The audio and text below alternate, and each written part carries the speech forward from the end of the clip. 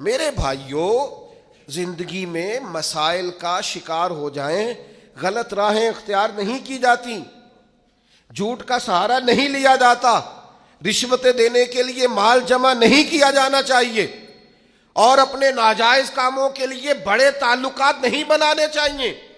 کھانے کھلائے جا رہے ہیں، دعوتیں پکائی جا رہی ہیں، لوگوں کو بلایا جا رہا ہے، کارڈ تقسیم ہو رہے ہیں، تعلقات بن رہے ہیں، کس لیے؟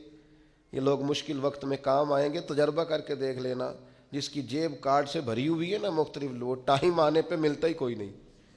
ہاں، آدھے سے زیادہ تو نمبر ہی بند ملتے ہیں۔ وہ کہاں میرے عزیز، وہ کسی نے کہا تھا، وہ تیری آنکھ ہو یا سنگ ملامت کی چبھن، کون پہنچا ہے میرے درد کی گہرائی تک؟ دور شہرت میں تو یاروں نے کیا یاد بہت، پر ساتھ آیا نہ کوئی کوچہ رسوائی تک۔